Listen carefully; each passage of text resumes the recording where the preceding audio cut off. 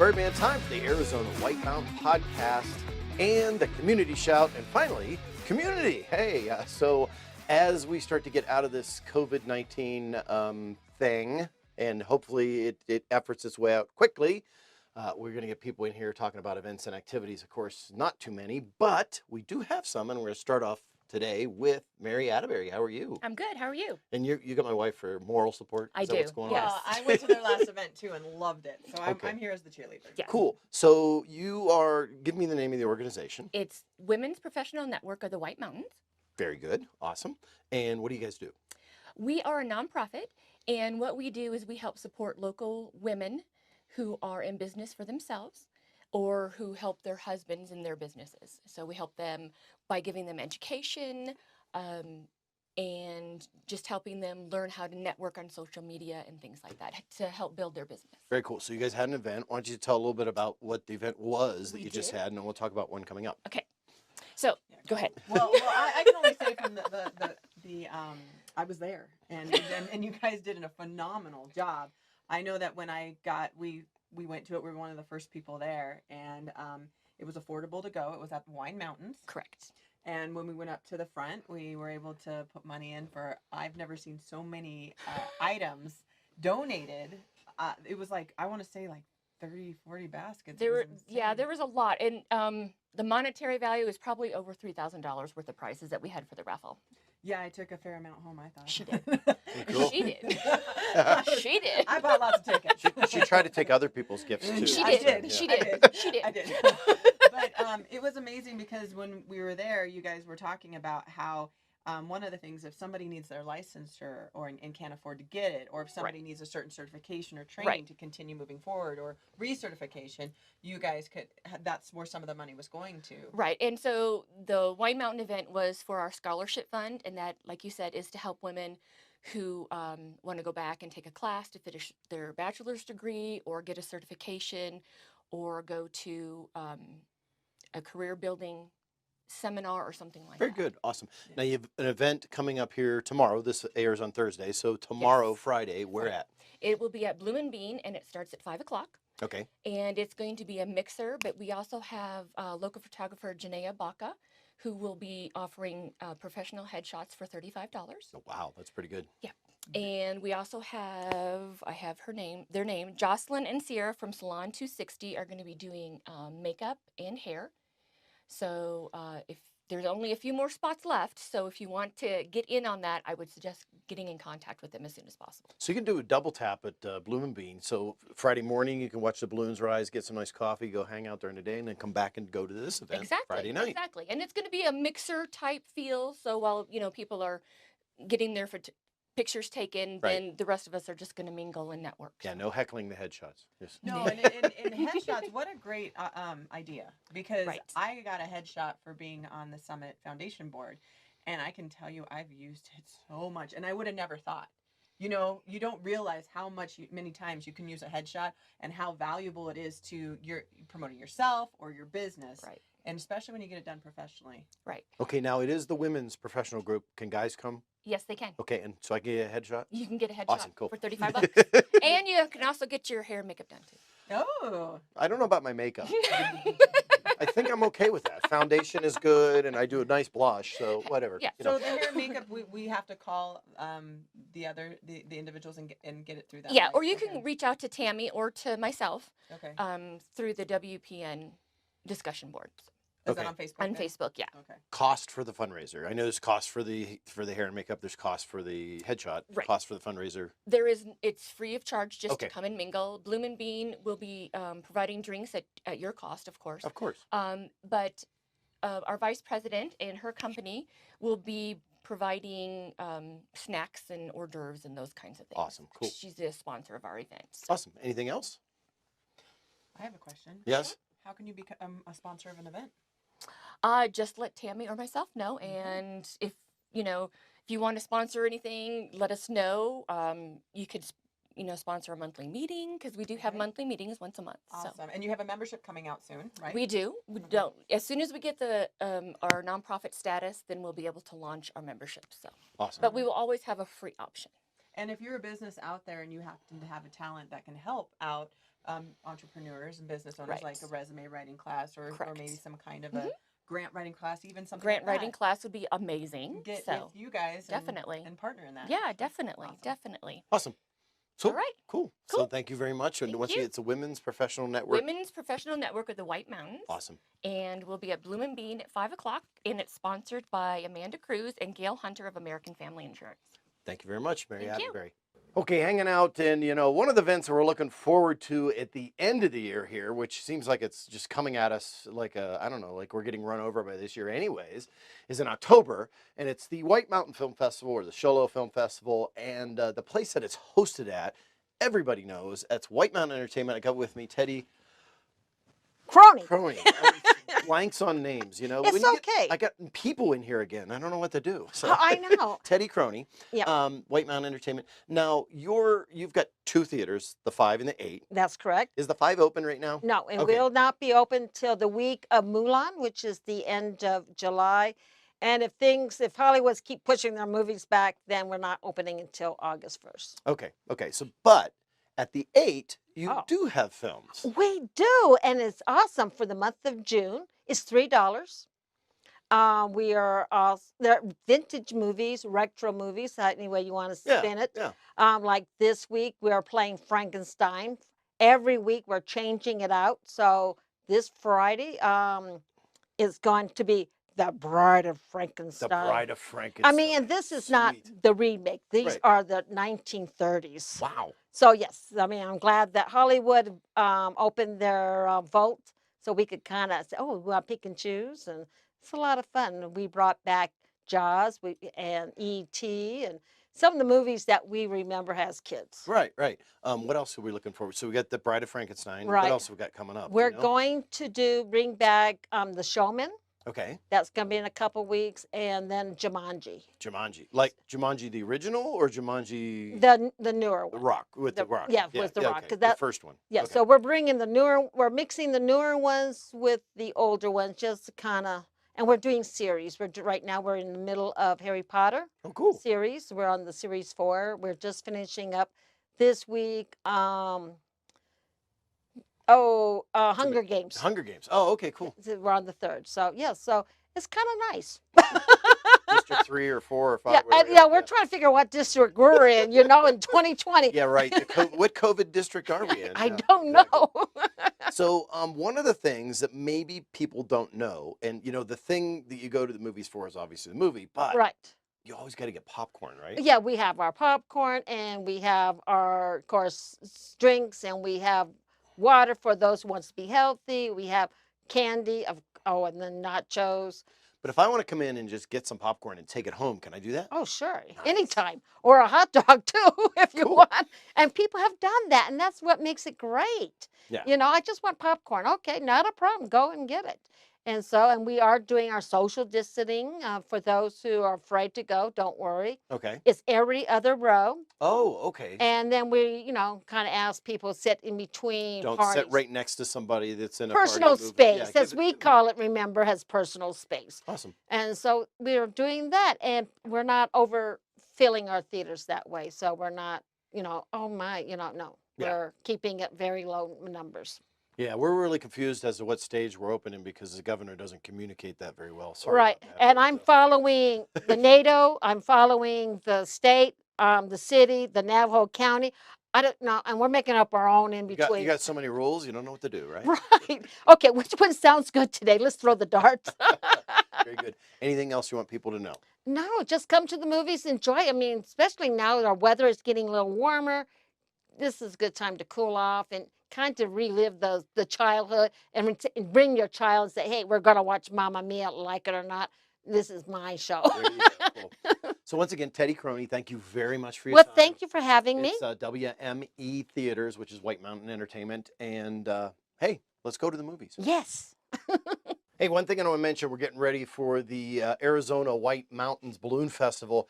Not a festival, but they're doing ascensions each day, blah, blah. And then on Saturday night, there's going to actually be a drive-through of the balloon glow. So we're going to put up the directions for that on the Facebook page. You'll also find it on their pages as well. Going to give you the website for the balloon festival, and it gives all the details. That's the easiest link to follow. But we got to give away 3 prizes, and there might be more, but there were 3 we did specifically to essential workers. One was a police officer, one was somebody that worked at a hospital, and then another was an actual cashier that works at Bash's here, Eddie's Country Store. So I wanted to show you the 3 of them getting their awards and thank them very much for everything they've done during all of this. Hey, it's Birdman. We're hanging out here at Eddie's Country Store. I got Joe here, the manager, and Emily. How are you? I'm good. How are you doing? So, do you know what this is about, right? Yeah. Yeah, so we got balloons and a certificate for you. We want to thank you for being an essential worker and doing all that you've been doing through everything we've all had to deal with. But you're on the front line, so we appreciate that. And you get to go up in a balloon, and we'll be videoing that later. So, you excited? Definitely. Awesome. Thank you so much. So, say hey to everybody. Hi. And we'll see ya.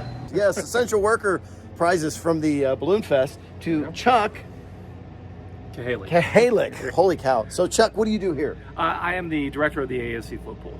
Awesome, cool. So you're going to get to go up in a balloon. We want to thank, of course, we'd love to give everybody a ride, but there's only so many balloons. So, yeah. Awesome. But you'll be in spirit up there for Summit Healthcare. We appreciate it very much. And now it's Barbara Lee. How are you? I'm doing very well. With Pine Top Lakeside Police Department, Yes, right? Awesome. What do you do there? I am animal control, code enforcement, and crime scene. Awesome, cool. So you're going to get to go up in a balloon and represent the police, Pine Top Lakeside Police, of course. Awesome. Are you excited? I am very excited. Cool, awesome. It's a bucket list thing. Okay, still hanging out here in the studio, and now I've got with me a sheriff and a chief? Chief Deputy. Chief Deputy, okay. Chief Deputy Swanty, and of course, Sheriff Clouse. How are you guys doing? Good, and you? Good. So, pretty crazy year 2020, right? Yeah.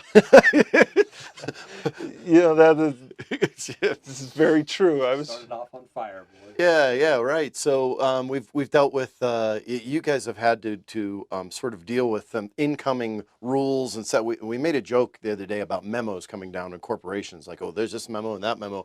Well, you deal with executive orders and sort of laws and stuff like that. So we've dealt with masks, we've dealt with curfews, we've dealt with a bunch of different things. But overall, how's the county been? Great question. And I wrote an email the other day to the staff at the Navajo County Sheriff's Office, and I was kind of outlining, and it is a long list. Mm-hmm. There's been quite the challenges faced in public safety and in private business from a lot of different orders and trying to navigate what that means. But your question going back to how is it in Navajo County, I mean, is a great question. We're not immune to any of the issues that we've seen, whether it be the political unrest or coronavirus, right? But we've had our different challenges, and we've adjusted to those each individually. And fortunately, we've had no major fireworks, but that comes directly at the result of great staff at the Sheriff's Office that have adjusted and made adjustments and changed, not really changed the way we do business, but changed the way that we adopt to coronavirus. Right. Or different executive orders, how they best fit Navajo County. You've seen a lot of press releases that we put out. We always say we're taking a common sense approach to this. How does that apply to us, and how do we use what we need from that to work? So I got to say, it's funny because I had over the course of the last few months, people, okay, they're going to shut restaurants down. And people call, what are they going to do? What are they going to do? And I said, well, let me find out. And literally, as I'm trying to deal with everybody calling in, I go, oh, look, here's the press release. And then there was the curfew. Like, what are they going to do? Well, here's the press release. And so you guys have been on top of that. It's been calm. There's been more fear of a deputy or a sheriff coming to shut them down than I've ever heard of any interaction. So obviously that's to be commended. And that's awesome that you're on top of the ball, communication-wise, which is something we like to see out of government. yeah, I think so. But there's been great cooperation from local businesses and local government officials that we worked with, because it's always been a very educational, very great professional relationship going back and forth. When the onset of the restrictions, we, early on in COVID, we were looking at this, and that common sense approach is exactly the message that we sent to the rank and file of the deputies out there answering the calls. And we took a position of education, of if there's questions or somebody hasn't complied with the executive order, then the deputy would go over, we'd talk, they were prepared with information, discuss, and we had 100% compliance. You know, so of course you're going to get somebody that's going to push the envelope a little bit, but once they understood what Right. that executive order was about, they complied. We didn't end up taking any enforcement action within the county islands of the county, but it was because our community is fantastic, and they complied and used that, respected that education model that we put into play. So, you know, I asked how are we doing, because it was kind of curious. We had the lockdown kind of a mentality. We didn't get lockdown in this state. We sort of, like they said, hey, kind of stay home. Yeah. But It was a curfew light. yeah, curfew light. I like that. Yeah. But how are things like, is DUIs tracked up or down or stayed the same, or regular traffic violations are about the same? What's happened really in specifically? So on the traffic enforcement, what we did do is we asked our deputies, don't stop doing proactive work. Continue to do proactive work, but maybe focus on egregious traffic violations, because we were concerned about our staff as well. Exposure. And we have Yeah. Interstate 40 that runs through, Yeah. US 60, 377. These are all international routes. You know, and you Google Los Angeles to Albuquerque, they're going to run you right through Yep. Navajo County. So being considering our deputies' welfare and whatnot, we just asked them just slow down a little bit there, but still be out in the neighborhoods, be proactive in the neighborhoods, and take enforcement action as you see fit. So our traffic stops did drop slightly. Our calls for service stayed about the same. Our crime rate didn't shoot up, didn't shoot down. We were thinking about that though. Everybody's at home. Right. What's going to happen? Or domestic's going to increase, is burglary's going to increase, whatever. They didn't. But if we saw a drop in anything, it would have been a drop in our traffic contacts, which I don't think anybody's going to complain about. Yeah. Okay. So one final thing I want to chat about is, nationwide, there's some polarization going on when it comes to the police Yes. and use of force. I'm not seeing that here at all. Literally not at any city level, town level, or at the county. But you guys, you've always been on top of that anyways, right? I mean, as far as how you use force and when it needs to be used? Yeah, it's a great question. Of course, we're following national politics and national media on this. Something that, of course, catches my eye.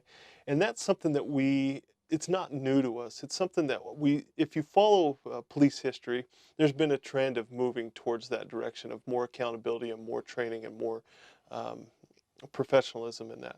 Think of body cameras. You know, remember they were all the rage. Now everybody's expectation, well, let's see the body camera, which is kind of a two-edged sword, though. Sometimes people just rely on that.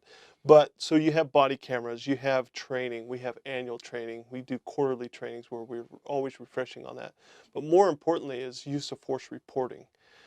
Use of police work, unfortunately, sometimes does require use of force. Sure. When people call 911, they are in fear or they have a concern at hand, and a deputy responds, and we train that, you know, maybe you can resolve that with just command presence, just the uniform and authority figures there. Right. If not, then we just you need to be equal level or one level above to maintain your safety and everyone else's safety. And so we have these use of force reports where we monitor that and we look at that and we evaluate it, and it comes all the way to the sheriff. A line officer takes a use of force report, and then the chief deputy reviews those annually to see, hey, is this use of force or tasers effective? Right. You know, we've had 50, and these are just not actual numbers, but did we have 50 deployments and 49 out of 50 times it didn't work? Then let's try something else, right? And it's something that's always been monitored.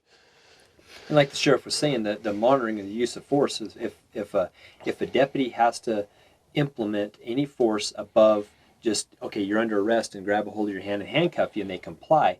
If there has to be a counter move or an arm bar or a taser, a baton or anything like that, that's when the deputy is required to complete and submit a use of force form. And it is a very involved form to fill out, and they hate it. Yeah. But it captures the subject information. We evaluate the years of service with the deputy and what have you, and it's always attached with a body cam the video. Right. So it works its way up through the sergeant, the lieutenant, the deputy chief, to myself, to the sheriff, and there's check boxes. We look at it for, was it legal, was it appropriate use of force, and was it within our policy? And if any one of those three things are not met, then there's a certain level of discipline or counsel that comes in. If we, like the sheriff said, if we find that the taser is not being effective, for instance, then we have to look at what's going to work better. And so it's to protect the citizens from excessive use of force, because it's checked and balanced all the way to the top. And the sheriff, the elected official, represents the people. So in theory, the sheriff is monitoring that for the people. Right. And we want to make sure that we're right. And then we track that. That data is then captured onto a spreadsheet where we can keep historical value. What are the trends and what have you? How does this work? On the flip side, we also look at it. We don't look at it for excessive use of force, but also not enough force, because if a deputy is not using the appropriate amount of force, then sometimes things can get out of control. Right. So we look at it on both angles, and unfortunately for that deputy, that's a fine line, because they've got to make a split-second decision, and we have all the time in the world to sit back and say, well, if you thought about this, well, what about that? Yeah. And so But it's constructive. It's constructive to. And obviously, these things happen. They don't happen in a vacuum. These things happen in the midst of other things going on. So you always have to consider that. People look at things in a vacuum. Yeah. They'll pull it out and be like, "Well, this is what you have no idea what happened before. What's going on? There's other things happening." So that all has to be considered, and that's part of that process. Yeah. So hey, once again, it's Chief Deputy. Correct. Swanty, and of course Sheriff Clouse. Thank you very much for you guys. We go on and on. Yeah, we could take up your whole. But I appreciate the fact that you guys come in here to take the time to talk to the community. I know you're running for re-election, so that's awesome. We'll get you in here to talk just about that at some point in time. Okay. But thank you, gentlemen, very much for your time. Thank you for your service to the community, and we appreciate it. Thank you. Hey, that's it for this week's Community Shout here in the Arizona White Mountains podcast. I want to remind everybody, we got a great big cool weekend coming up, lots of balloons. There is a contest going on to hashtag those. So the AZWM hashtag is the one hashtag we really, really want to see. Hashtag AZWM. Post up your photos, put them up there for everyone to see. We're going to be reaching out to some of you to use them on the promotions for the area, and we appreciate that. And as I say, if I don't see you around town, I'm going to catch you right here on the web.